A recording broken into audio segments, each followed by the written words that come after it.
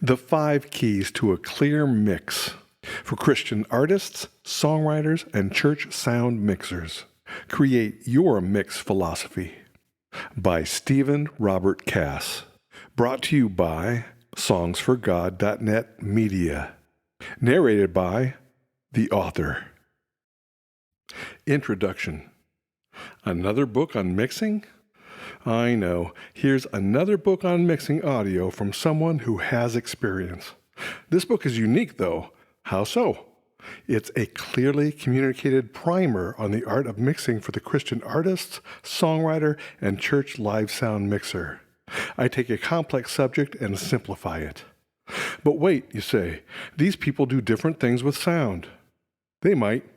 But what each has in common is the need to mix multiple tracks in a stereo landscape of sound in order to produce a 2-track or live presentation for their fans, a demo, or a congregation. The final product for each is a pleasant and accurate sound reinforcement creation. Worship leaders and pastors, this is an excellent starter for the people running your soundboard. Songwriters and artists, this is a smart primer for creating song demos and understanding the language of recording and multi-track mixing consoles. I'm not going into depth for any category. I'm bringing up a simple mix philosophy that applies to all. There are 5 fundamental principles within sound mixing that are critical to an audio presentation. You need to get on the path to discover your own philosophy of how to integrate these 5 keys to mix your demos, records, and live settings.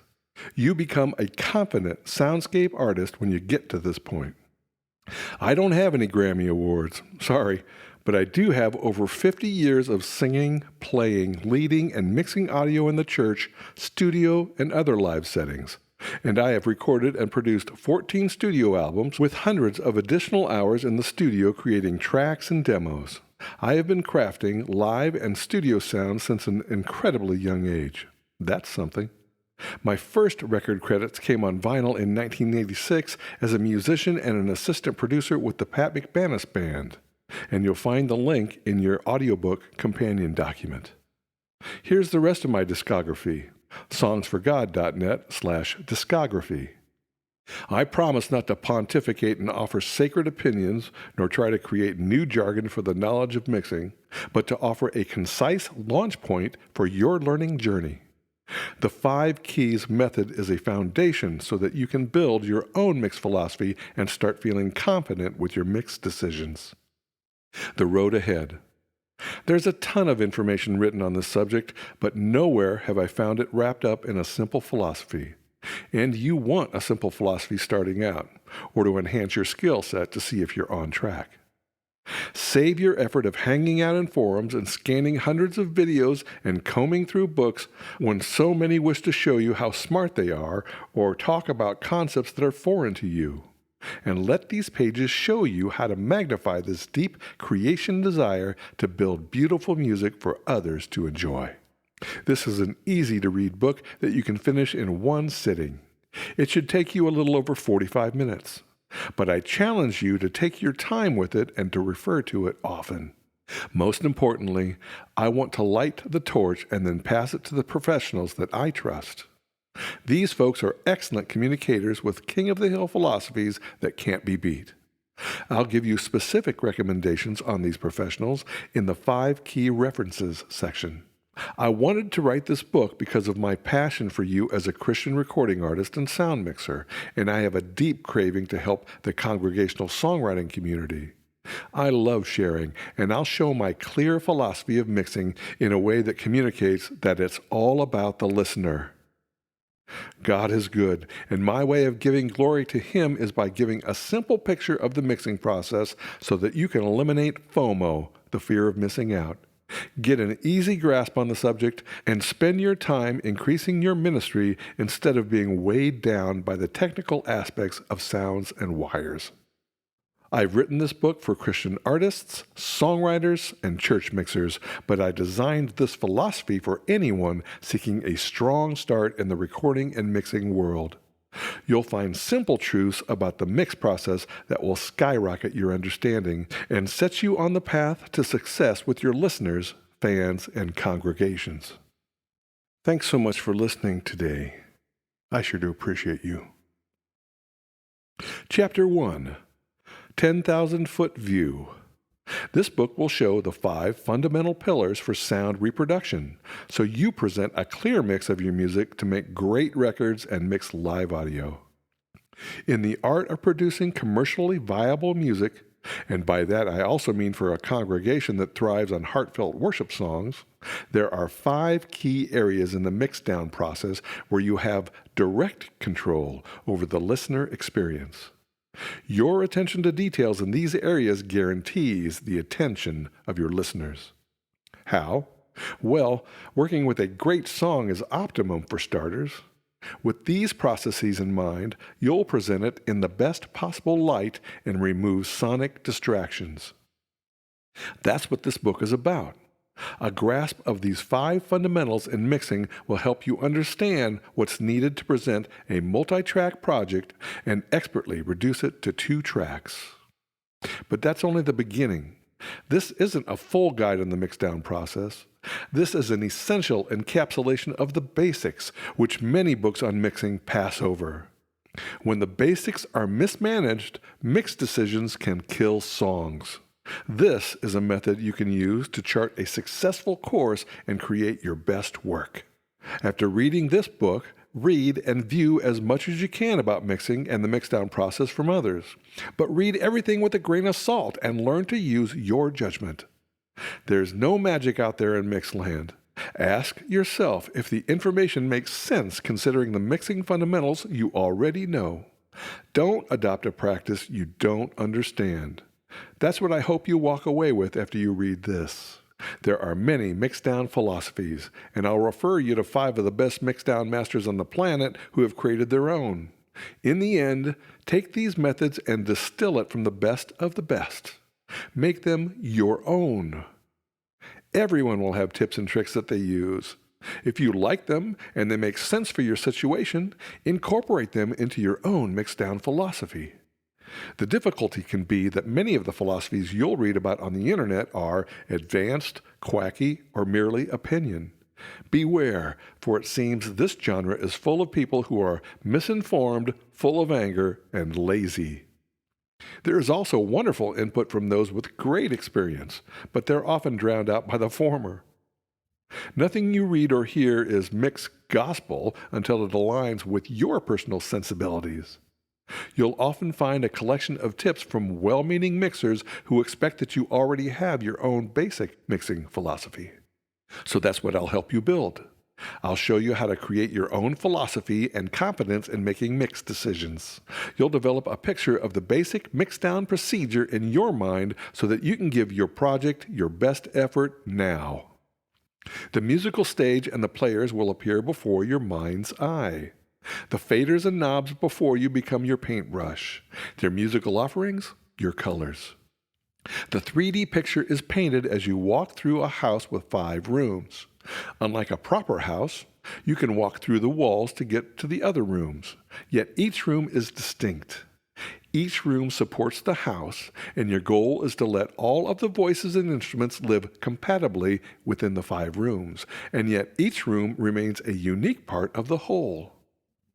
Your mastery of this 3D image will help develop your own artistry as a mixer. You'll begin your journey with confidence, knowing you are developing a strong philosophy that will serve you and those around you and for all future projects. The 5 keys. You've worked hard and given your heart and soul to your recorded tracks, or you're counted on to make the best mix from the live channels on a soundboard. Now, take your project to the next level during the mixdown process and make it stand out to your target audience. Your goal is to build a great sounding mix built on the strengths of the tracks present. Once you get through one song, you will have a template that you can use with confidence on any song. By mastering the 5 keys to a clear mix, you will be well on your way to achieving success as a great sound mixer.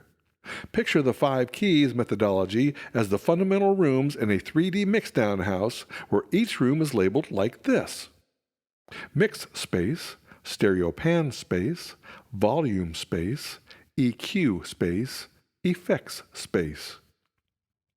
Imagine seeing the artist or band in front of you. Even if the actual band is in front of you, see them and you in this house. Imagine the sound they produce coming towards your ears, from left to right and right to left, from the back of the stage, bouncing off the walls, past your ears, and to the audience. See the sound from each voice or instrument belonging in each room of this house. Each voice is present in all 5 rooms at the same moment. Now, move out of the imagination. What you have in front of your eyes is a stereo sound field. Among this field of sound in front of you, ask yourself how each track should be represented by each of the 5 rooms. What is the relationship of the drums for the mix space room of the sound field? Where do they belong in the stereo pan space room of the sound field? What is their role, priority, or hierarchy in the mix within the volume space room of the sound field? Can they be heard, or are they drowning out anything in the EQ space room of the sound field? When is any sound effect on their tracks a value add or a detractor for the effects space room of the sound field during the mix? Repeat for each instrument or voice in the mix. Understand that your decisions depend on the relationships between each instrument or voice and how you want the overall mix to sound. Next in the book you'd see My Band Spilled. This picture will be in the audiobook companion document. These 5 key areas are critical to the base of any audio mix. The 5 rooms are the rock-bottom requirements to take a multi-track mix and present a 3D sound and a mind's eye movie of the song to the listener. There are additional considerations and ways of sweetening the mix for commercial releases. You'll find excellent ideas on this and more from gifted professionals in the 5 key references section at the end of this book. 2 bonus topics. There are 2 bonus topics: Find the Groove and Build the House, and Dynamic Mixing. These bonuses are essential to build your final mix. They are indispensable in building a firm foundation for your 5-room house. These areas support, amplify, and secure your mix decisions. They will make your song shine. More about them after the 5 keys. Thanks so much for listening today. I sure do appreciate you. Chapter 2, Discovery. This is the most important decision you will make for the mix. It's time to discover all the tracks available to you, what tracks you'll eliminate, and the pecking order of the remaining ones. Eliminating tracks isn't always going to be possible in the live and church mix situations, but the same philosophy applies, and it forms the base of your mix. A mix is not democratic, in that all tracks are not treated equally. That is, some tracks and voices will become more important than others. You will find that each track will need different treatment. Job number 1 is to set the song and you up for success. You need to know which tracks make the song come alive. The wrong tracks can squash a powerful song. And sometimes it's not just a question of identifying the right tracks. That will be a subjective thing. You need to minimize or get rid of confirmation bias in the mixdown process. And here's the definition of confirmation bias: the tendency to interpret new evidence as confirmation of one's existing beliefs or theories. Confirmation bias in the mix world is when a person too close to the work can't be objective. They can't do what's best for the song. If you are the artist, it's best to get an outside opinion and another set of ears on the song. If you get input from other band members, you are likely to hear from the bass player that the bass guitar needs to be more up front, the guitar player wants to hear more guitar, the keyboard player says their part needs to be louder, and it goes on. Take each opinion for what it is, an opinion. The same is going to be true at church when each musician wants more me in their stage monitor. That is also a different subject, one that takes you on a tour of understanding volume wars and how that can destroy a mix for the rest of the congregation. This is a critical conversation that, hopefully, leads the musicians to use in-ear monitors. This is an important conversation to have, but some other time. For this purpose, the more me situation is confirmation bias, because everyone wants to hear themselves louder. But it's not always practical to get a fresh set of ears on the song, yet it is in the church mix situation. You, the audio technician, are that fresh set of ears, that objective voice. Vote by delivering your best mix. Still, there's the question of the responsibility for the final product. Is this your song, or are you mixing this song for a friend, a client, the congregation? Consider the responsibility. No matter whose tracks these are, consider the responsibility involved. When the song is in its finished form, it will represent the best it can be, and that's on you, the mixer. No matter who you're mixing for, consider the following during the discovery method. 1. Pretend you've never heard the song. Throw up all the faders. 2. Discover what tracks make the song work. 3. Leave tracks that hinder the song as backup tracks. What makes a song work? What makes a song work? Answers abound and opinions are many and varied. Prosody is a large part of good songwriting and what makes a great song. That is, the feel of the music fits the emotion of the lyric. Your job as a mixer is to clarify and amplify this emotion and musical feel. Learn more about prosody from a songwriter's perspective in my book, Fishing in Church, and other resources listed in the Tools section at the end of this book. But for the purposes of discovery, the answers are 1. Which tracks best represent the melody of the song? 2. What style of music do the tracks reveal the song to be? 3. Which tracks support the main vocal best? 4. Which tracks distract from the main vocal? 5. Which tracks distract from the support tracks, those that support the melody or the main vocal? 6. Which tracks take away from the song's prosody? 7. What instruments best support the groove? 8. What instruments distract you from the groove? In almost every case, less is more. There are often too many tracks as opposed to not enough. Your job is to determine the pecking order of vital tracks, support tracks, highlight tracks, and tracks that don't belong. The discovery process is not some final voodoo that makes the song work. It's learning to identify what makes the song tick in the first place. This is of the utmost importance. Do what you know is right. This exercise will be tough. If this song is yours, you've already recorded these tracks that you think are da bomb. Or maybe you produced those tracks with these voices and instruments and imagined how beautiful they'd be together. It's a bit like slashing a part of you if you find tracks that don't work well. I get it that it can be a knife to the heart. I'm a creative too. All songs that work have one thing in common. There are maybe 5 instruments/voices that really define the groove. These tracks are usually all that are needed to support the main feature, the vocal. The larger collection of tracks may prove to distract from the clarity of the mix. When you pretend you've never heard the tracks in the project before now, it's like listening to the song with a fresh pair of ears. But it might be necessary to slash some tracks. Note, I know this can't happen when you're mixing for the worship band, but get a sense of which instruments work well for the song and which ones support the others. Learn how to use tracks and instruments as highlights that appear and fade in and out. See more about dynamic mixing in Chapter 9, Bonus 1 and 2. One stark reality of church bands is that you can often hear an instrument loudly enough without amplification through the soundboard. With that, all you can do is use the soundboard to amplify their weakest aspect, if that's desirable. What I mean is that maybe you need to make an EQ adjustment and hear the high end of the guitar more, but you don't need to amplify any more of the mid-range frequencies from it. Maybe you hear those frequencies more naturally in the room. Get more ideas about this from Chapter 6, EQ Space.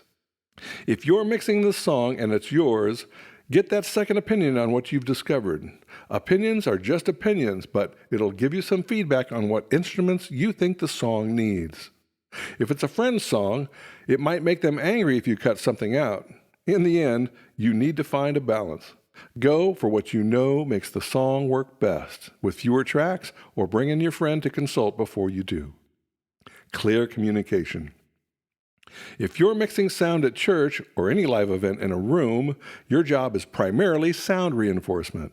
That is, do your best to faithfully present the sound you hear in the room from the instruments and vocals naturally and reinforce them. It's to clarify one instrument or voice from the rest when it's weaker, or to find and mute a louder sound for the sake of balance. But be assertive. Your goal should be to make the band or artist shine. Decide to be proactive instead of reactive. Be intentional. You are the person deciding how best to present this song. You set the stage for how the world will hear this song in its final version. Realize that you are in control of the outcome. If the drums are too loud for the room and the mix, you need to tell whoever is in charge so that can be fixed. Without fixing problems like this, it's akin to the old saying, you can't put lipstick on a pig. So, approach the mixdown with confidence. No one would have approached you or hired you if you weren't the best mixer in the room or they didn't value your opinion. I realize that many soundboard positions in church are volunteers, and that might be you. But you can impress the worship leader with your knowledge and show them you're a part of the team, not just a warm body. If it's a client, well, do what you're getting paid to do. Put your best mix ears on. Discover what tracks work for the song. Create the best final product you can. This is your job. Present your own mix or balance to them first. Then let them comment. If you need to compromise, then compromise. But stick to your conclusions when you discover tracks that don't make the song work. It's your call on which individual tracks make the cut for the song and which tracks fall to the cutting room floor. No matter if you're a hired song mixer or a church volunteer, a clear communication process is a must. In the church and live setting, get feedback from each player about their monitor mix, if you control that. If your worship leader is picky, you're going to have to please them. They may not be picky, and you need to find opportunities to show them your ideas. You may well find yourself in the situation where your mix decisions are scrutinized and must be approved. Find out as soon as possible to whom you answer. Get ready to explain your mix architecture to that person. Demonstrate your decisions to them. If you don't, your great mix decisions could be ignored and may never see the light of day. Express the value that you add to the songs. Be thrilled to receive production notes and comments on the mix and find common ground. In all cases, stay in charge of the mix. Present updated mix to stakeholders with the attitude of moving the project forward, not to satisfy whims. Now, on to the 5 keys, the essential rooms of your mix house. Thanks so much for listening today. I sure do appreciate you. Chapter 3, Mix Space. Get the least crowding of tracks or voices in the stereo sound field for the same event and time. Exact timing of each part, instruments and voices on the same beat, is often essential for a mix. It helps to keep the muddiness out. It keeps the overall mix sharp. We know and love tight music. Whether we're a mixer or a listener, we hear a song and feel its power when it's mixed well. There's always more than one part on a beat. Here's a weird curiosity. A band playing live and a studio recording of the same song are 2 totally different animals. We tend to be more forgiving when we watch a band live. Recording engineers/mixers in the studio tend to overproduce the tightness between instruments and make a band artificially tight.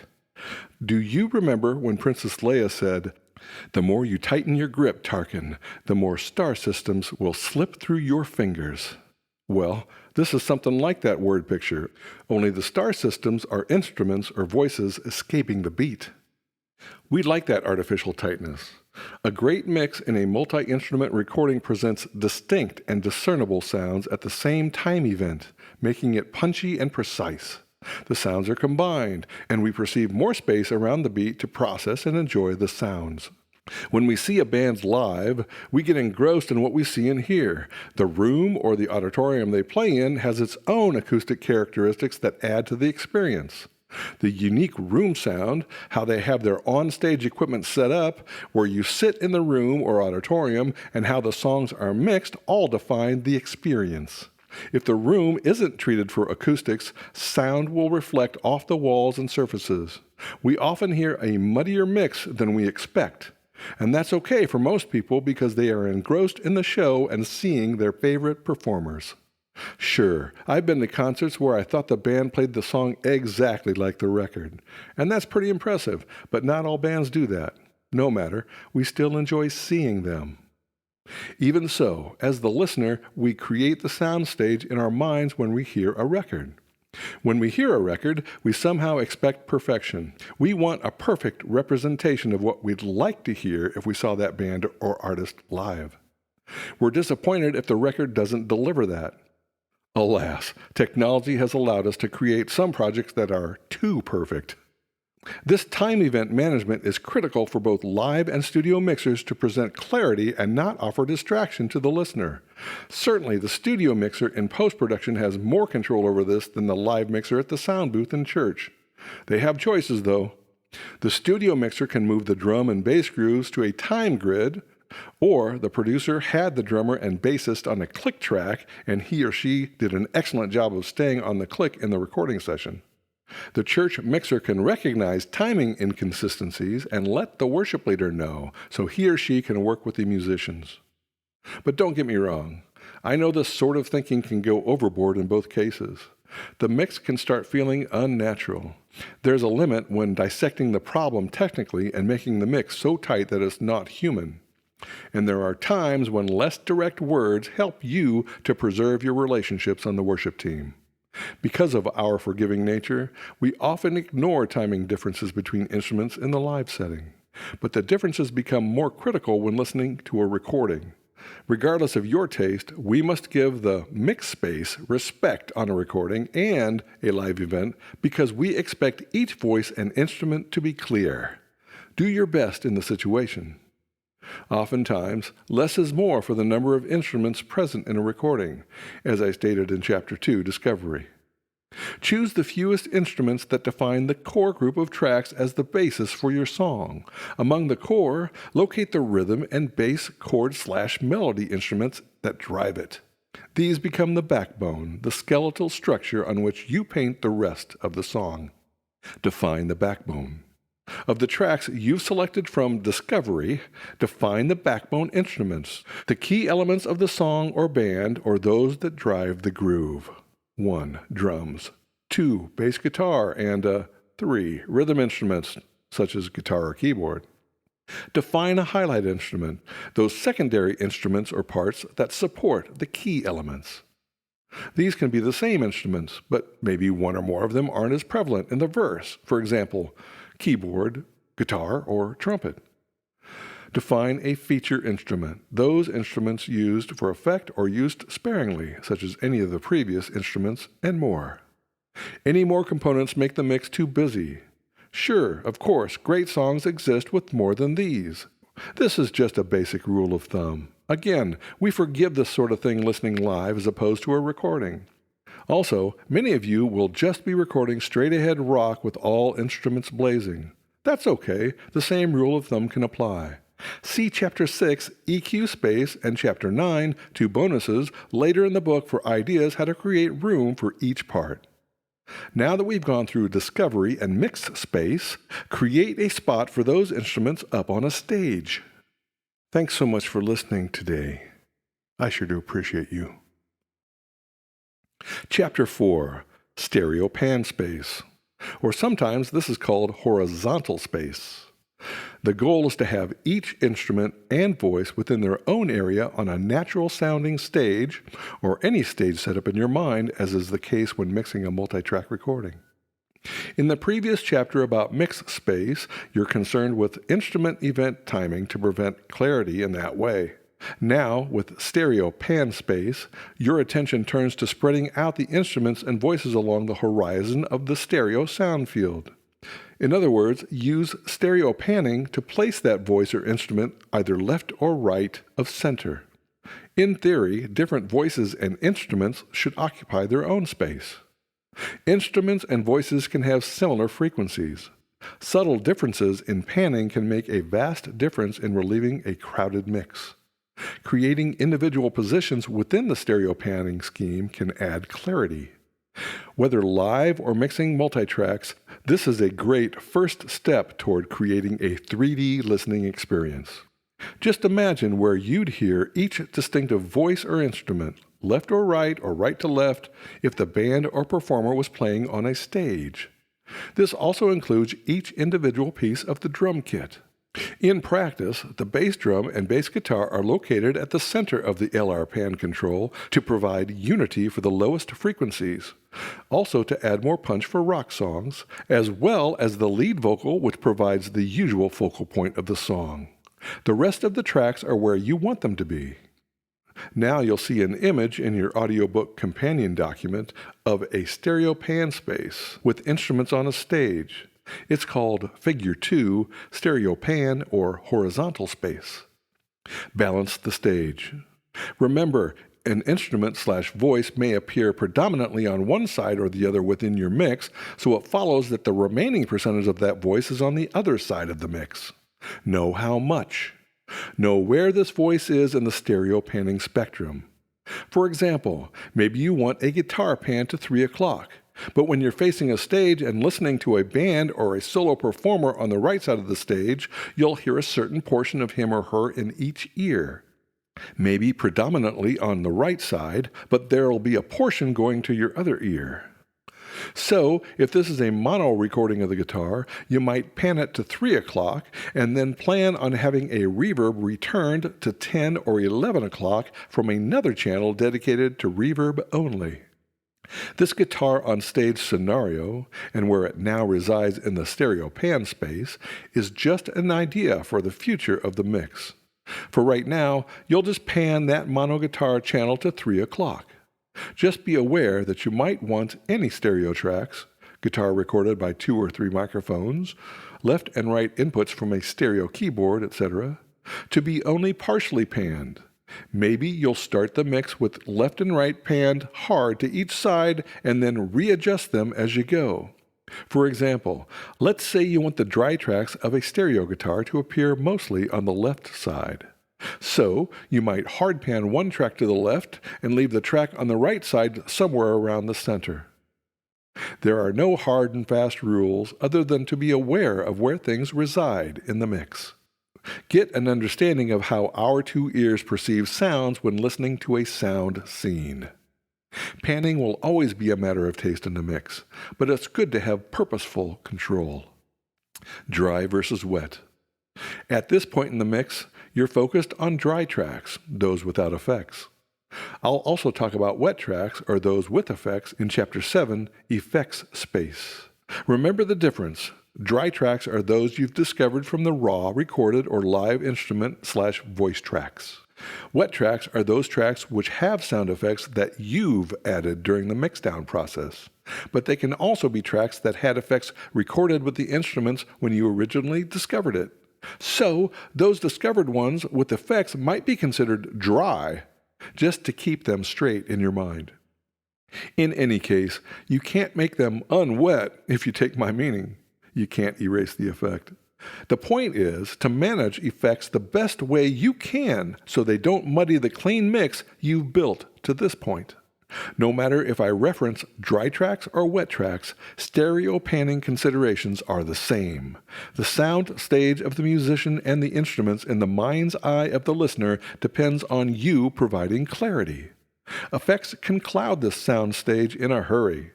Choose wisely where effects are panned in the stereo sound field. More about that when we talk about effect space in Chapter 7. Thanks so much for listening today. I sure do appreciate you. Chapter 5, Volume Space. Volume space is setting the relative volume of the tracks and is your primary tool for amplifying the depth dimension of your mix. So far, you've been judicious with the number of voices and instruments by using the discovery methods and mix space tools. Because the listener must compete to hear each track, your results help the listener distinctly hear each sound. Next, you've spread these distinct sounds along the horizon of a sound stage by utilizing the stereo pan space tool. Each adjustment going forward will affect the balances you've achieved thus far. What you adjust will make some other aspect of the mix unclear. You'll have to go back and tweak something to keep chasing after clarity. Count on it. We hear the world in 3 dimensions. In the song, you've tamed the time events, 1 dimension of the music, and the population of the stereo spectrum, a 2nd dimension, and are beginning to find clarity in the project. With that in mind, there are two aspects of the third dimension you can adjust to add to the palette to paint your sonic masterpiece. The first step of this third dimension is deciding the role of each voice or instrument in the volume space room. As said earlier, a mix is not democratic. See volume as a straight line from the back of the imaginary or actual stage to the front of your face. This is your depth and relative loudness range. Now, make room for each instrument along this line. There is a hierarchy according to which tracks have priority, and you'll hear it. In live mix situations in small rooms, such as churches, the hierarchy may be forced on you. What I mean is that if the drums aren't contained or the room isn't treated well acoustically, they will overwhelm the room and the mix. Short of getting that situation fixed, you will have to learn to live with it. How do you fix that? Get a pillow for the kick drum. Find a short wall or an enclosure for the drums. Ask the drummer to play with hot rods, drumsticks that are a combination of smaller sticks tied together. Or maybe your situation is that the musician monitors are too loud. The fix is to get the worship band to switch to in-ear monitors. If that's not going to happen, try adjusting the EQ of the monitor signal. See the next chapter, that's chapter 6, and take some of the low end out, especially. It's certainly tough to fix some of these problems. Sometimes church budgets prevent solutions and maintaining relationships is more important. But without addressing issues like these, the mix and the congregation will suffer. Take part in the proactive process of making your worship center ready for live music. Your congregation will be able to enjoy the music and not be distracted by noise. If the acoustics are right in the live space, you can treat the volume space adjustments as you would mixing songs in the studio or your laptop. Granted, that's a perfect world scenario. The old saying is that when life gives you lemons, make lemonade. Do what you can with what you have. So, in the perfect world, adjust the hierarchy of the volume between each instrument or voice in the live or mix room and start giving actual shape to the project. The increase in volume of each track will amplify any previous mix decisions. The Fletcher-Munson curve and a trick. Now that you have the main elements of your mix in their proper places within the hierarchy, it's time to listen to the overall volume of the mix.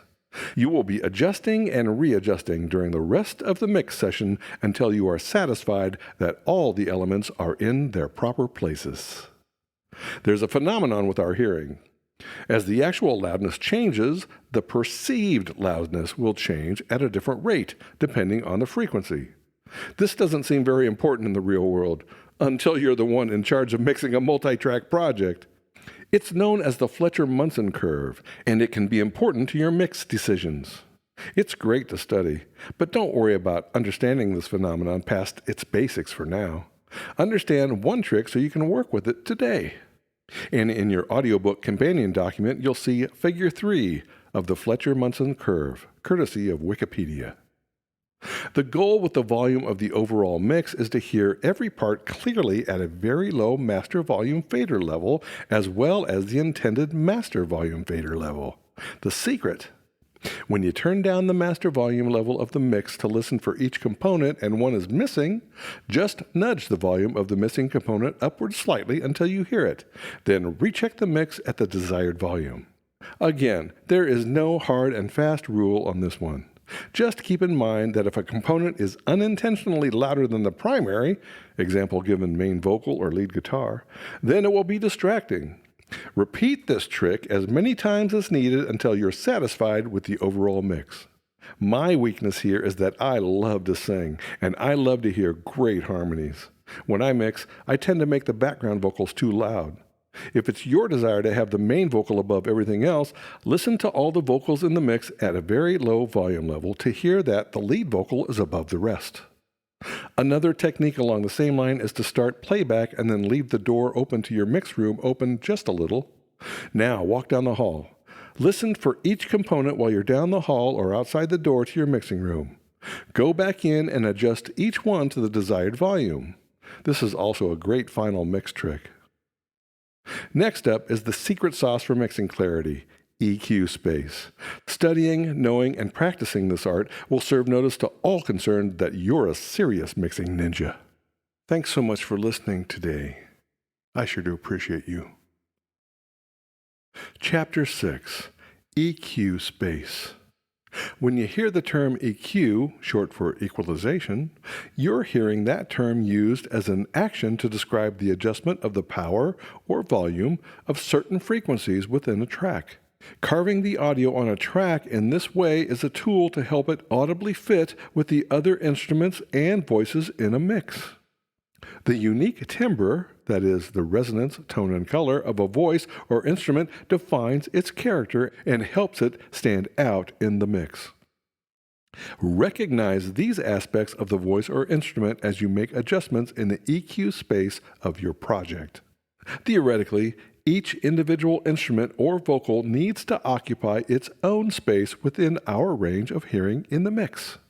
You want them to rub elbows in the mix, but have each distinct voice heard clearly. Next, in your audiobook companion document, you will see Figure 4 Frequency Chart, courtesy of audioissues.com. This chart shows a keyboard towards the bottom, and then individual voices and instruments above it, and those blue and red lines represent the audio frequency of that voice or instrument against the range of the piano.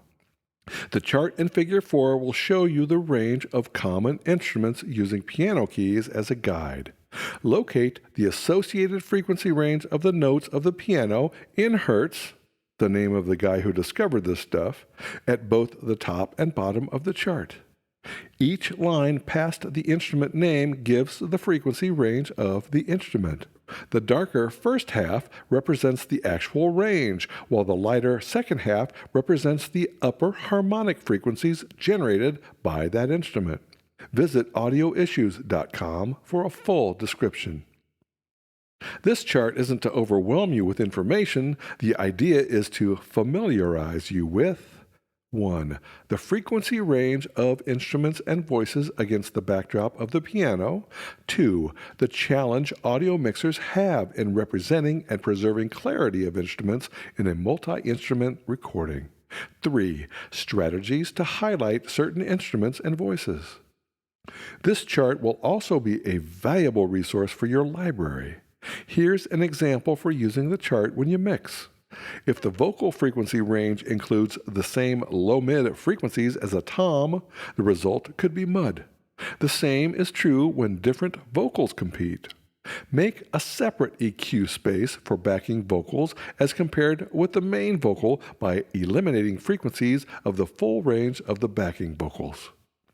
Identifying the EQ footprint of a voice or instrument, then shaping, trimming, or boosting frequencies within its range is probably the most important aspect of mixing music. What is audio? I need to get complicated in the next few paragraphs because you are entering the audio engineering world, but I'm going to paint a clear picture. Although it's not necessary to understand all the science behind audio to work behind a soundboard, you'll hear the upcoming terms on a regular basis. Now you'll have a small library of terms and theory for reference. If you'd like, skim this section and begin reading or listening at the What are EQ Adjustments section. What is audio? A source of energy sends its pressure through a medium, such as air. The energy causes the molecules of the air to vibrate. The vibration causes the electrons of the atoms to flow from molecule to molecule. This transfer of the energy between molecules in the medium is transduction, the conversion of one form of energy to another. So, the particles of the air transduce the energy and transform it into what our ears perceive as sound. Take the phenomenon of lightning, for example. The pressure from the bolt through the air causes particles in the air to vibrate. Then, those particles transduce that energy into something we can hear. The movement of the electrons within the molecules of the particles is where the transduction and transformation processes occur. Moving electrons are the basis of light, sound, mechanical, and electrical energy. The result for sound is our ears perceive that transformed energy into what we call thunder. An oscilloscope, which is a device used in electronic engineering and repair, gives a visual picture of audio in action. You'll see a similar picture in DAWs, digital audio workstations, and plugins. We can see the electrical sound pressure on an oscilloscope similar to Figure 5 in your audiobook companion document. It views the voltage, the energy pressure, and how the electrons move through the medium. The voltage pressure causes the electron movement to alternate above and below 0 volts. The signal is measured to determine the frequency of this movement, or how often it repeats each second. Science class is almost over now. We don't care much about the voltage and the movement of electrons for our topic, but the picture painted in the oscilloscope monitor gives us a visual into the world of adjusting audio frequencies. The electrical value of sound is quite small. Actual sound pressure sent to a microphone, or the signal generated by a vibrating string into a guitar pickup, also both transducers, is converted into a voltage and current. Current is how we measure electron movement. Tiny amounts of voltage and current. So we can hear them. These signals are then sent to amplifiers and out to a final transducer, a speaker. Audio frequencies by the numbers. The higher the pitch, the higher the frequency or cycles per second. Let me paint that picture. And now please take a look at Figure 5. You'll see a white line which represents time from left to right, and a white line from top to bottom that represents voltage. Time is following the movement of the electrons, and we call that frequency, and voltage moves up and down, above and below the 0 volt line, creating positive voltage and negative voltage. In this picture, you'll see 60 hertz at the bottom. So we're just randomly showing this waveform to represent 60 cycles per second. We measure the number of cycles in 1 second and call that frequency. The frequency of the alternating current is measured as speed in time which the signal travels, how fast it travels as the signal alternates above and below the 0 volt line. The faster the speed of the signal, the closer the waveforms are together, the higher the frequency. The shorter the wavelength of the audio signal and the closer together and more frequent the waveforms become, the higher the pitch. One cycle, or one waveform, is measured as a signal beginning at the 0 volt line. The signal then travels above or below the 0 volt line and then returns to the 0 volt line. This cycle finishes as it repeats in the opposite direction and then returns again to the 0 volt line. Imagine viewing the outline of a symmetrical mountain. At the right edge of the base of the mountain, imagine viewing the reflected image as if you were looking onto the lake at the base of the mountain. Only the mountain in the lake starts at the right edge of the mountain on the land. Compare that with Figure 5. If the audio signal sent to the oscilloscope was a constant 60 hertz, then we'd see 60 mountain peaks above and 60 mountain peaks below the 0 volt line per second. Tip: you've heard of 60 cycle hum, no doubt. Our power from the electrical company is delivered to us as alternating current at 60 hertz in the United States. 60 cycle hum happens when there isn't the proper shielding of audio cables. That 60 hertz signal from the power cable leaks through the air into our audio cables.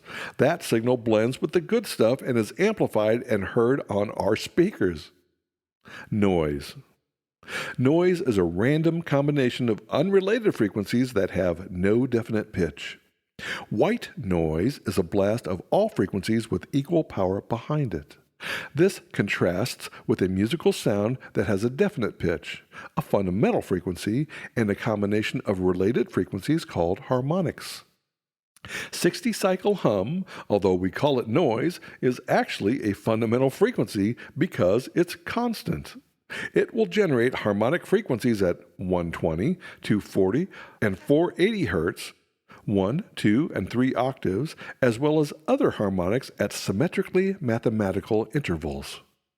Often, you'll hear about pink noise, all the frequencies of the audio spectrum, 20 hertz to 20 kHz, That's 20,000 hertz or 20 kilohertz, abbreviated KHZ. We use a pink noise generator in testing and calibrating speaker systems, audio equipment, and acoustically designed structures like control rooms, studios, and auditoriums, etc.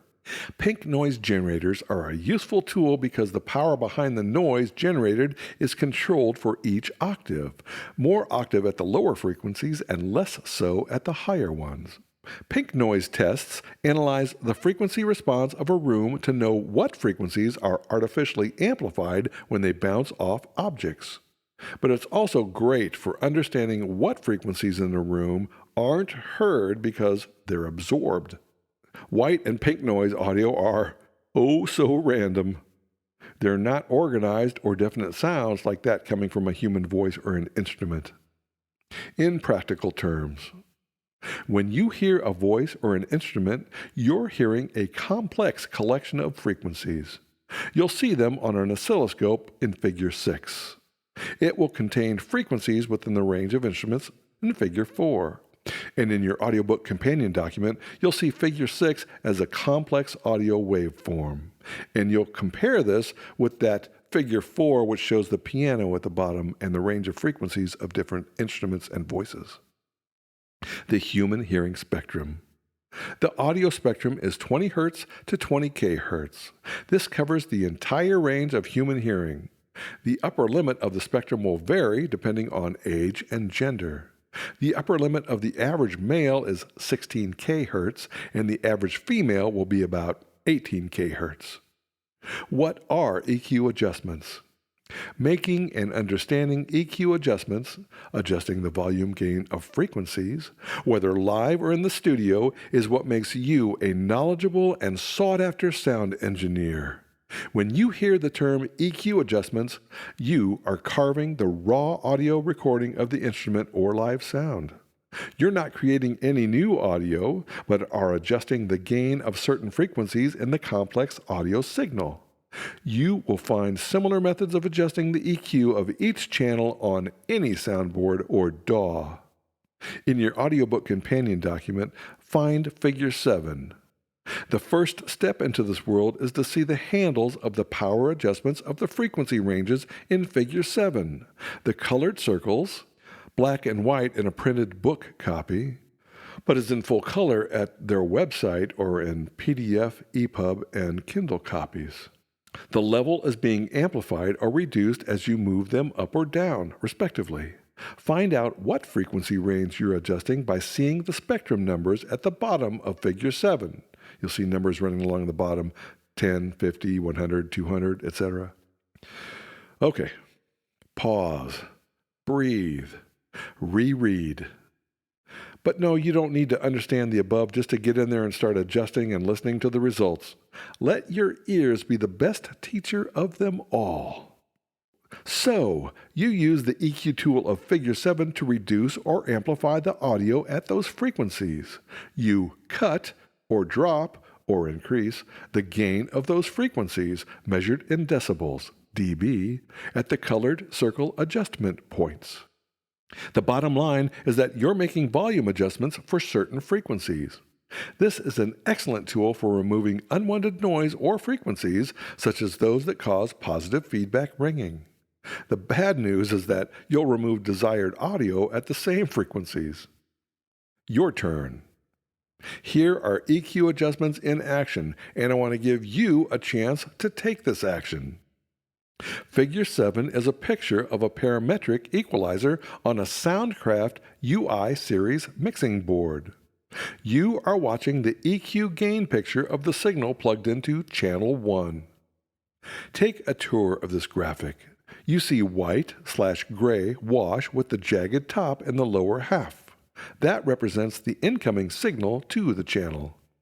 This is a representation of the complex audio signal from Figure 6. The purpose is so you can visualize the strength, the peak voltage, of the incoming signal against the horizontal line in the middle of the graphic. The horizontal line represents the gain level for the channel. See the numbers 20 to 22K along the bottom of Figure 7 from left to right, but above the CH numbers. This represents the full sonic spectrum, 20 Hz to 20 kHz. The curved line in this graphic represents the gain and control of the gain of the sound in this channel.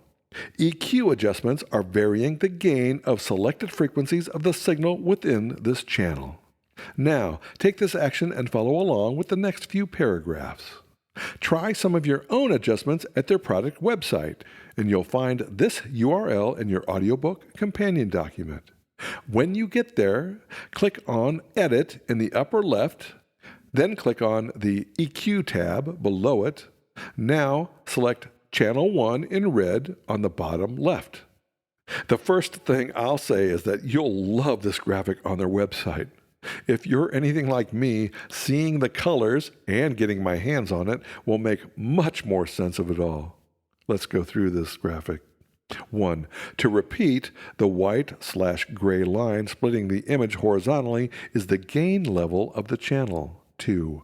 From left to right, the blue, green, red, purple, and yellow and orange circles represents points of EQ adjustment along the audio spectrum that you can make to the incoming audio of that channel.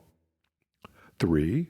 Any adjustment below the white/gray channel gain line is called subtractive EQ, and above it, you guessed it, additive EQ. 3 sliders to the right. The settings of these shown depend on the circle. The circle on the far left is called the blue HPF, the high-pass filter, and the circle on the far right is the orange LPF, the low-pass filter. The blue and the orange only offer one slider, the frequency setting. This sets the frequency point where gain reduction begins. Adjust by either clicking and dragging on the circle or by adjusting the slider. You'll see 3 buttons on the right under Slope, 12, 24, and 36 dBu, which adjust the sharpness of the frequency drop-off. 4. When you click on any other circle, you'll see the 3 sliders on the right. That frequency set point is highlighted and shows the associated sliders to the right, the frequency of the point of adjustment. The frequency can be adjusted along the entire spectrum, 20 Hz to 20 kHz. The Q point of the frequency to be adjusted. The Q is the sharpness of the cut around the frequency.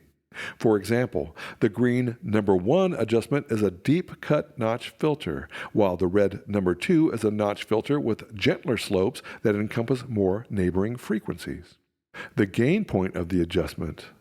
This red knobbed slider is the gain above or below the set gain level of the channel. Adjust the EQ for my vocal. For example, let's pretend to mix my voice in this channel. Set the high-pass filter, represented by the blue HPF circle on the left, so it cuts off any frequencies below 50 Hz presented by my voice in the recording or the live sound amplifier. Do the same for the opposite end of the spectrum, the orange low-pass filter. Click and drag that blue circle to the approximate frequency location. Move the circle around as you watch the frequency slider move on the right side.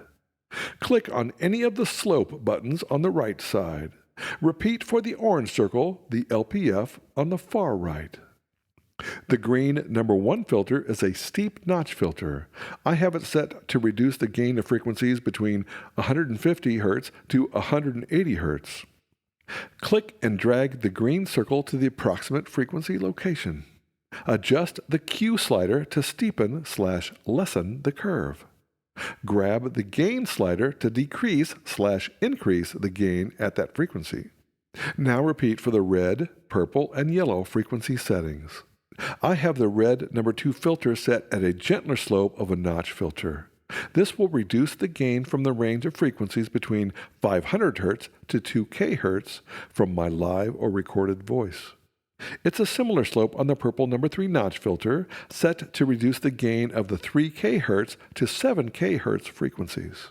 The yellow number 4 notch filter has gentle slopes, lower Q number, and is ever so slightly boosting the frequencies around 11.5 kHz. But the gain at the right edge of this filter drops sharply because I have a low-pass filter, the orange circle, set to cut the frequencies sharply at 12 kHz and above. and this setting overrides any other that nestles up to its boundary. Homework. Go to that web page and adjust the settings as I described for adjusting the EQ on my voice in the previous section, which is also shown in Figure 7, and then come back here. Play around with the knobs. Click and drag the colored circles. You won't break anything. Go ahead, I'll wait. Oh, I almost forgot. In that graphic, click on the green RTA Real-Time Analysis button towards the bottom. Now you can see that white/gray wash below the horizontal line representing the incoming signal to the channel. If you were using their actual sound mixer, this is where you'd see the incoming signal to the channel as it happens. That is valuable information as you mix. So, as you experiment with this graphic, you won't be adjusting any audio, but it will give you a feel for what I'm talking about. Click around on any of the other buttons on the online Soundcraft mixer. These are the same basic functions you'll find on any soundboard or DAW. Take some notes for areas you want to learn. It's great practice, and it will prepare you for anything. Come back to this section of the book often to learn more about this or any DAW. This will give you a great boost to the wider world of EQ. There's so much to discover. Visit the websites of the professionals I give in the 5 key references section to get their take on EQ moves. Check out the Soundcraft product page for this mixer, and you'll find that URL in your audiobook companion document. It's a good wireless mixer, and you can access and control the screen above shown in Figure 7 with your iPad, Android, desktop, or laptop. It's a brilliant solution for your band or for church. Subranges of the spectrum. To make gain adjustments, equalization to the sound, it's important to recognize the different parts of the audio spectrum. Audio range description. In the frequency range of 10 kHz to 20 kHz, top of the range, there's not much energy or musical content. We perceive this as a soft hissing sound. If your mix seems to lack brightness or clarity, don't think about increasing the level of this frequency range, as the only result will be adding lots of unwanted noise, or with extreme power, it could destroy your tweeters or high-frequency elements of your speakers. The range of 5 kHz to 10 kHz, high, is where you'll perceive the brightness of a sound. There is little musical content, fundamentals, but it does include most of the harmonics, the sibilants of the voice, the S sound, and cymbal sounds. These frequencies add clarity and presence to the overall sound. It would be better to boost in the 6.8 kHz range than in the 10 kHz range. An interesting note is that tape hiss is in the 8 kHz range. You won't run into much tape hiss noise these days, but there you go. When a sound seems to hurt or sounds hard to our ears, it's likely we have too much in the 2.5 kHz to 5K frequency range, the upper midband. This is the range where our ears are the most sensitive, especially around 3 kHz to 3.8 kHz. You'll find the screechy part of vocals, snare drum crack, and bass drum attack sounds. Reducing the level in this range might reduce overall clarity, so be scarce with your edits. The midband itself is 2 ranges, the first being 800 Hz to 2.5 kHz. Too much of this range can also result in a hard sound. The second range is 315 Hz to 800 Hz, and it has lots of upper resonance, drone, especially around the 315 Hz to 500 Hz range. Too much of the lower midband, 160 Hz to 315 Hz, results in a very muddy/woody sound with lots of lower resonance. Too little from this range can be loss of warmth. This range contains the fundamental for the snare drum, toms, bass guitar, tenor vocals, etc. Most of our audio energy is found in the sub-bass, lower bass, and the bass bands. This overall range, 40 Hz to 160 Hz, Unchecked causes most of the level problems in your mix. You have a lot of meter level, yet the overall sound isn't very loud. It's time to cut unwanted lows. Often, an on-stage, low-frequency resonance rumble, which sometimes results in positive feedback in the microphones, occurs. The reason for this is the interaction between the bass guitar, lower keyboard notes, low toms, and the bass drum resonating with the stage or surrounding items. This is the range we feel more than hear, especially around 40 Hz. If the sound system seems to be overdriving yet not very loud, your problem could be in the sub-bass and lower bass range. Boost with a sharp cue around 80 to 100 Hz, check or reduce the 100 to 200 Hz range, and remove everything below 40 Hz if you want to feel a bit more kick in your sound. The frequencies below 40 Hz are not useful, except for precision studio mixing to enhance the lower end. Unless you have lots and lots of power amps and a sub-bass speaker system, those frequencies will quickly suck up most of your power. So this is how they're getting all that thump, all those extra car batteries. The secret of EQ adjustments. At the start of this section, we described the EQ adjustment process. EQ space is carving the audio on a track so that the frequency range of that track audibly fits with the other instruments and voices in a mix. Each individual instrument or vocal needs to occupy its own space within our range of hearing. You want them to rub elbows, but have their own distinct voice and be clearly heard. The EQ space process can be in many ways a refinement of the volume space process. You are molding and carving, chiseling away unwanted stone from the statue. This is all true, but recognize this is only the beginning. The EQ adjustment process is a sharp, powerful tool that can focus a track to help the mix stand out to the listener, or it can quickly kill both the mix and the vibe of the track. Be judicious with EQ moves. Discover the psychoacoustics behind adjusting the frequencies of two tracks with similar sounds. For example, a synthesizer and the main vocal. You would think that the best approach would be to notch out the matching frequency of the synth at 2K Hz so the vocal frequencies could shine through. But this might diminish a valuable part of the synth's interaction with the vocal. Instead, it might be a different frequency that works in getting the vocal to stand out against the synth. Experiment. The solution to our ears is not always logical. The basic practice of using subtractive EQ, what you do when you diminish frequencies, is a time-proven method. But the surgical cut of the right frequencies may not be obvious. And so, this is a world that demands closer inspection. The secret of a superior mix starts with mastering EQ adjustments. Explore the nature of EQ adjusting and psychoacoustics in the 5 key references and tools sections. Thanks so much for listening today. I sure do appreciate you. Chapter 7, Effect Space. Here is the icing on the cake. It's another tool to help manage the depth dimension of your mix. Effects can be used to enhance a track or give the illusion of distance. Using effects for both purposes can help your production sparkle.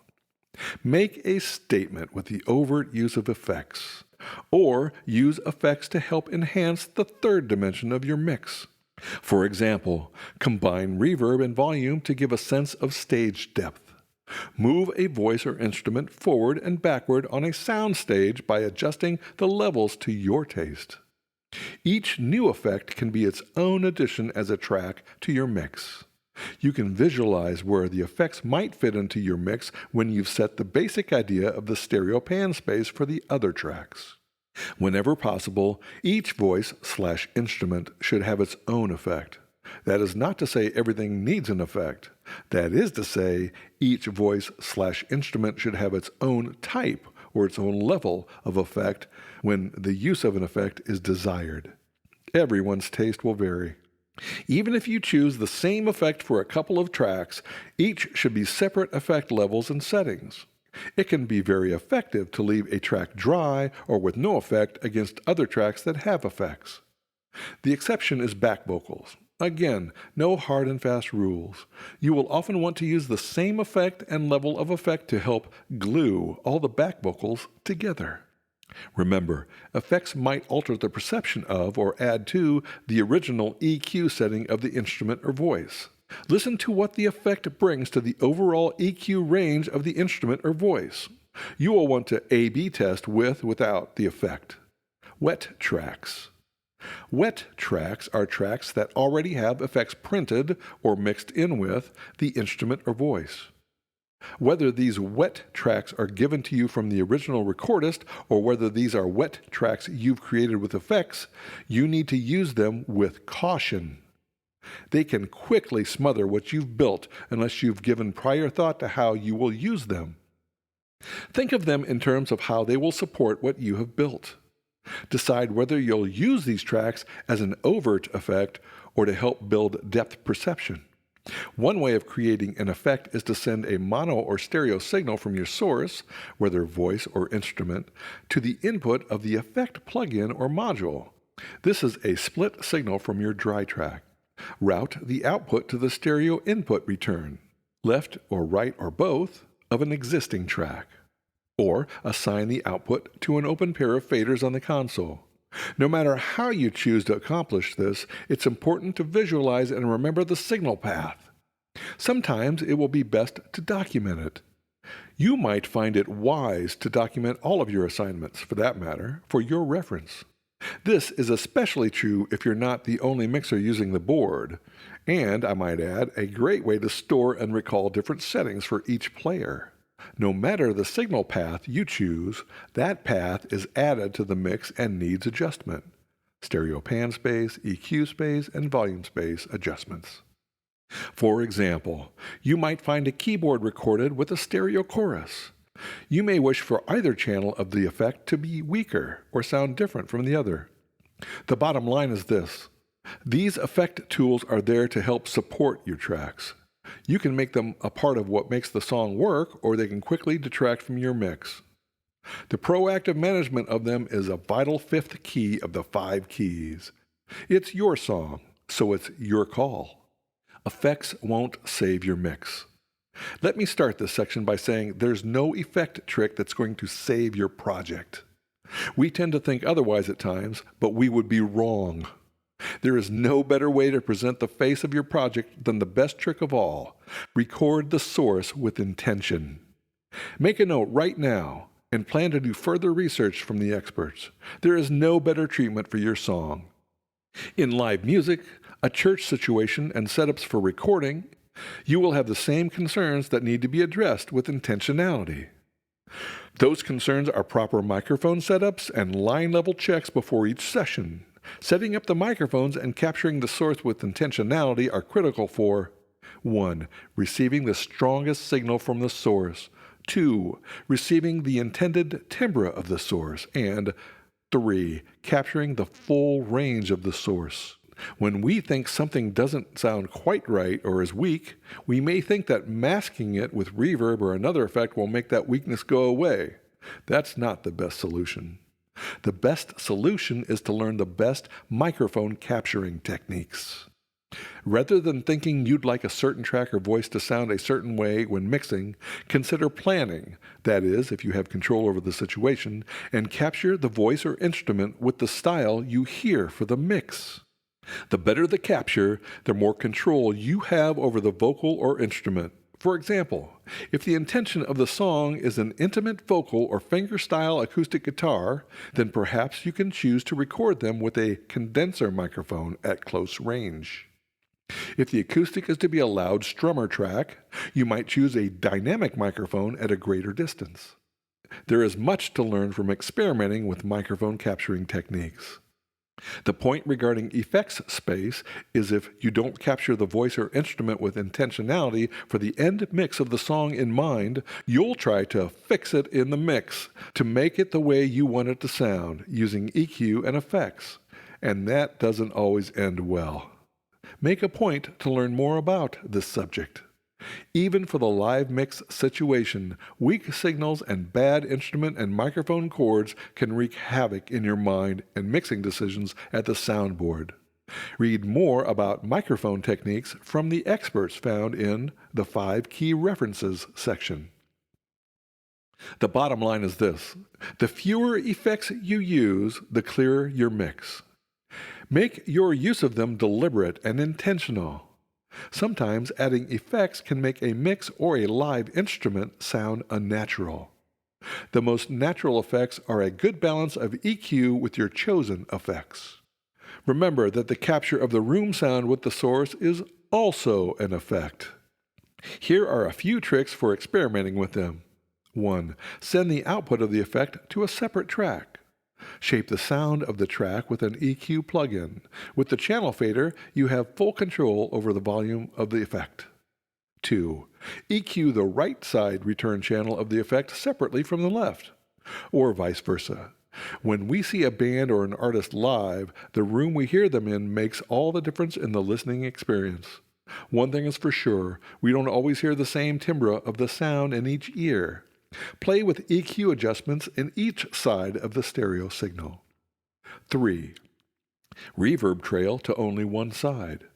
Maybe the lead vocal has reverb, but you've sent the tail of the reverb to the right side of the main mix.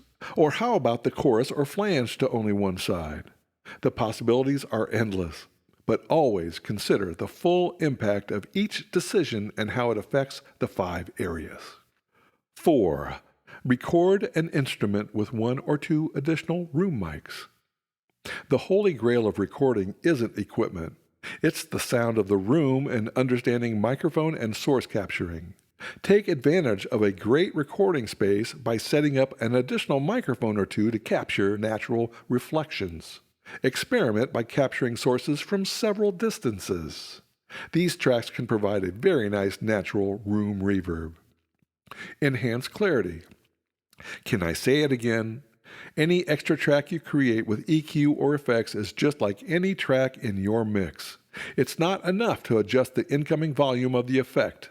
These tracks will introduce many frequencies that will interfere with your other instruments and voices. In the end, it's all about the sound you like and want to make. It's not necessarily about the science of it. That's a quote from Jeff Lynne of the Electric Light Orchestra. And a quote from me: it's your song, so it's your call. Don't add any effects until you go through the first 4 keys, unless you have a plan to introduce an effect as a central focus of your project. It's only when you find and remove the main annoying frequencies of each voice and instrument, subtractive EQ, that you should introduce effects. Otherwise, you won't be able to distinguish between the source and the effect on the source. Subtractive EQ might remove more of the source than you intend. Back off the effect and go back and forth between tracks to tailor the EQ to get the instrument or voice to fit right where you want it along the horizon of the stereo pan space and the depth of the volume space. When you think along these lines, you'll create more clarity in your mix and allow your primary tracks to shine. Thanks so much for listening today. I sure do appreciate you. Chapter 8. The 5 Keys Summary. You're building a 3D masterpiece. Think of yourself as a sculptor working with a slab of marble. Just as you're trying to release the statue from the slab of marble, so you're trying to release the true essence of the song from the raw material that makes up the song. Begin to think of your creation, this song, not as a collection of a jillion tracks all somehow affected separately. Think of it as one song, a single product taking on a life of its own. Visualize it as one thing and concentrate on how you can enhance your creation. Continually consider, rotate through, and adjust each of these 5 keys in your mix.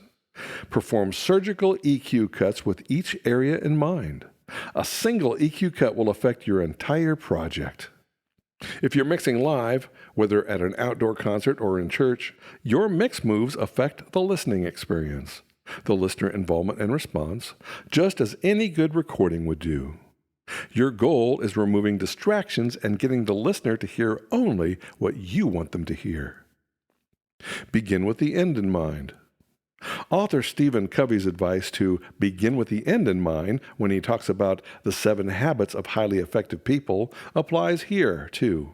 What Covey means is if you'll visualize the end product when you begin the construction phase, you'll build each element of your house so they fit together as tight as a jigsaw puzzle.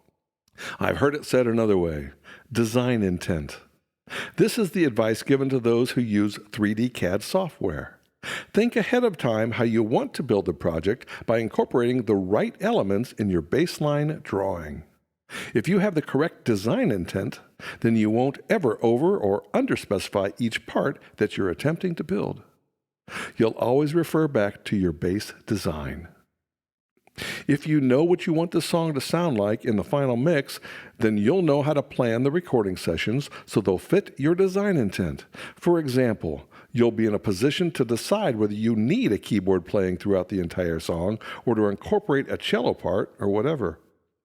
The challenge for the live mixer, since it's not your decision on what instrument or voices are in front of you, is to highlight the main tracks and make the others support the main tracks and the groove and mood of the song.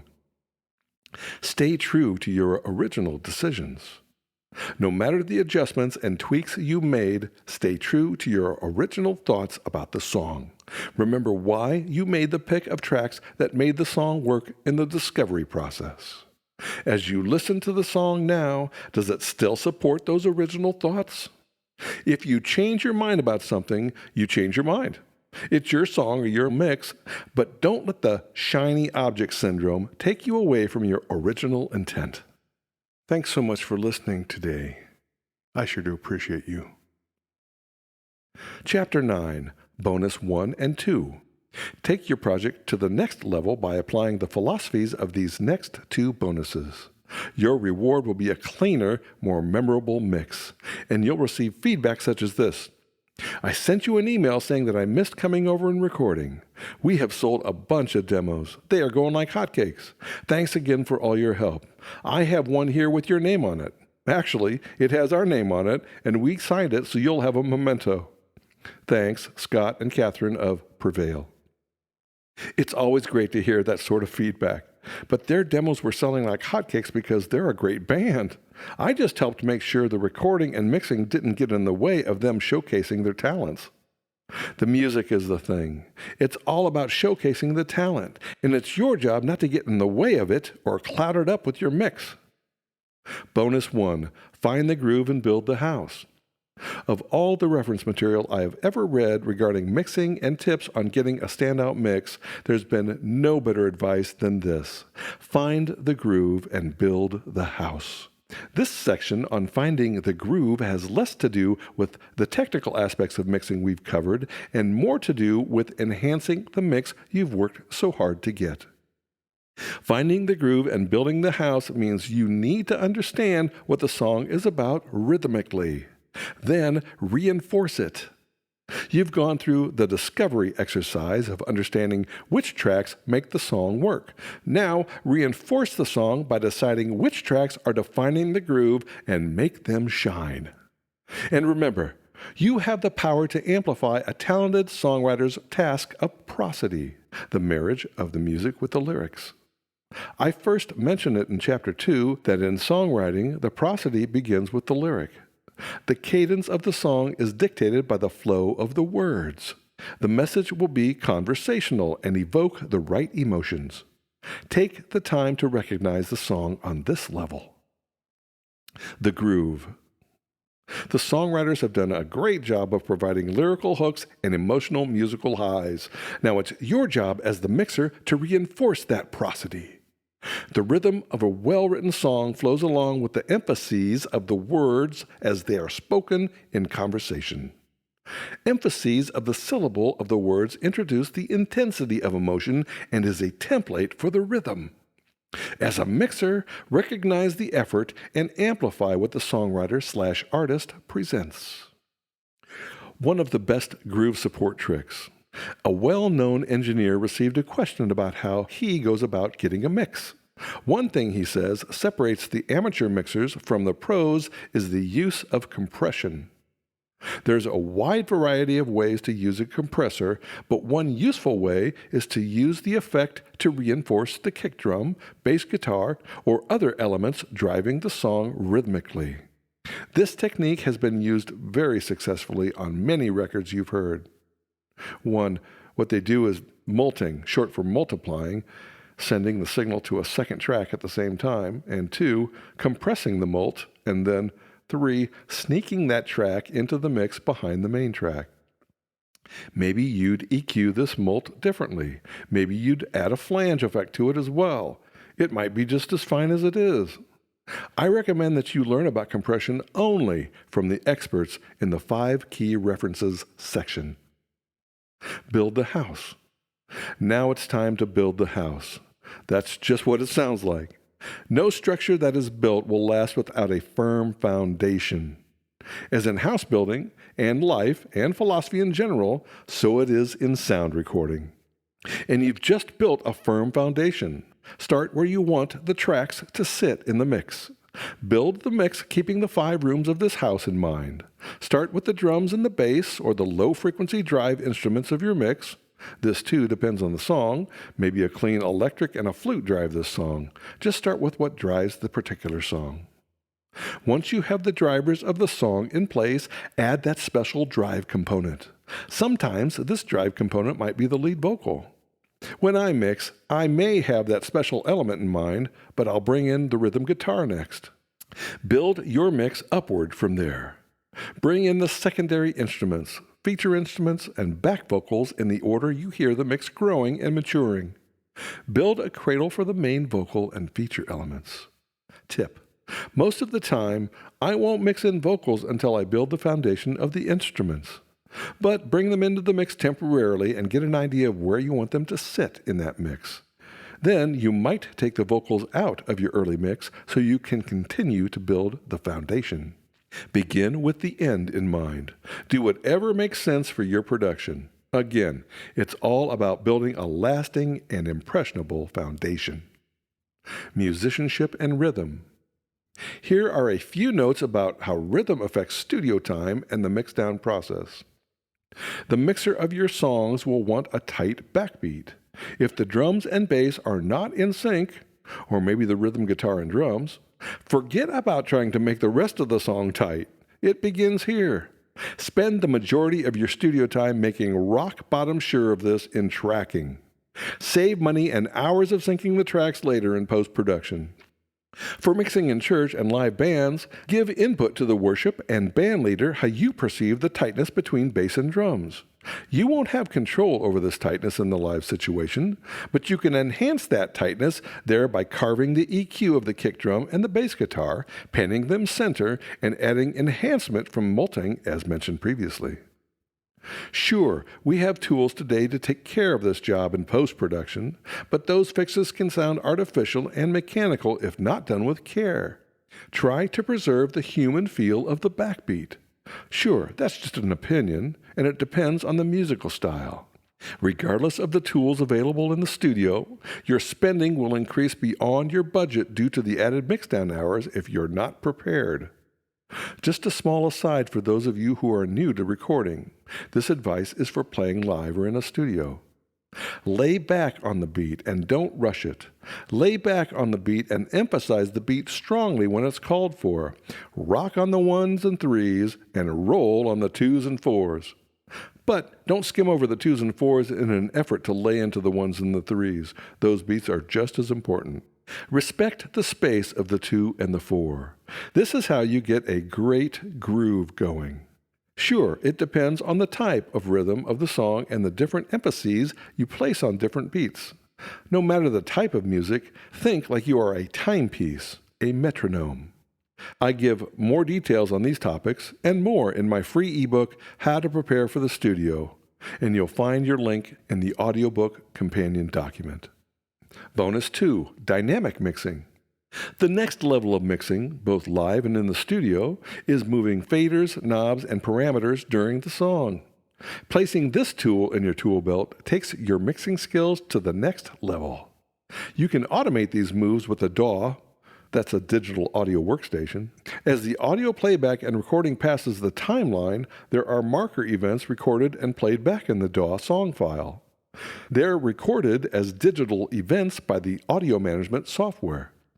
All functions of a DAW, from command events to plug-in parameters on effects, to channel volume and gain, to left-right panning, to playback track gain and EQ adjustments, are programmable. DAWs can be programmed for live shows depending on the complexity. Most moves, though, are made manually by the operator. This is, of course, always suited to taste. For church sound reinforcement, dynamic mixing using manual moves is smart planning. Even with churches using background tracks, the live players are the channels to be concerned with for dynamic moves. For example, if a lead guitar part comes, a boost to their channel volume works well, then back down to the previous level. Riding the volume fader of the lead vocalist channel can work wonders for the mix as you study the vocalist and the song for when volume dynamics are needed. You may need to boost quieter passages. This technique is also important if your vocalist moves the microphone too much or doesn't know how to work a microphone. Riding the volume fader of the lead vocal in the studio when making records is a common practice. That can be automated if desired. Another situation in the live environment is to widen the stereo panning during a keyboard passage. There are many possibilities. I will say that in the church live environment, I've found that riding faders on vocals and guitars is more common than any other dynamic movement. Go forth and mix. I can't say it any better than one of the most prolific audio mixers on the planet. As long as you can defend your mix positions with logical, identifiable, and demonstrable arguments, as long as you think about your positions and can justify them to your clients how your decisions best serve the song, then you're in the right. Be confident in the here and now, and if you ultimately determine that your confidence was unfounded, learn from your mistakes and do better next time with even more confidence. Mixer Man, Gold and Platinum Award-winning mixer, producer, and author. Think about this. Who is your client? The answer's obvious if you're a hired hand. If you're mixing for yourself, put your client hat on. Now mix for this client. If you're mixing for the congregation and for the glory of God, give them and him nothing short of your best effort. You're creating a philosophy of mixdown by gathering information, making mixes, making calculated and intuitive judgment calls, being right and sometimes being wrong. You're always learning, but you're constantly forming your own mixdown philosophy. Make these 5 keys a part of your mixing future. Thanks so much for listening today. I sure do appreciate you. 5 key references. You'll find a wealth of information about recording, mixing, and mastering on the web. You'll also find a lot of information that's not conducive to good audio mixing education. That's just the nature of the beast, and there are varied opinions in between. How do you decipher your truth about them? You test everything. Your mind has to be the best judge. Take everything you read with a grain of salt. Test everything you read against actual experience. Confirm what you read against reputable sources and what you know to be true. Build your own library of knowledge. Be wary of cookie-cutter solutions. What works for me in my situation might not work for you.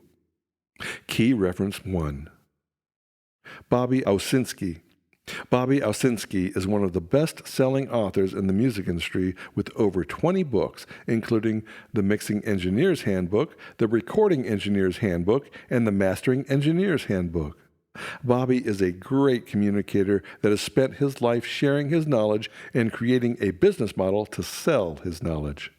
He's not only a smart businessman, he shares that knowledge earnestly and clearly. He simplifies the most complicated studio moves.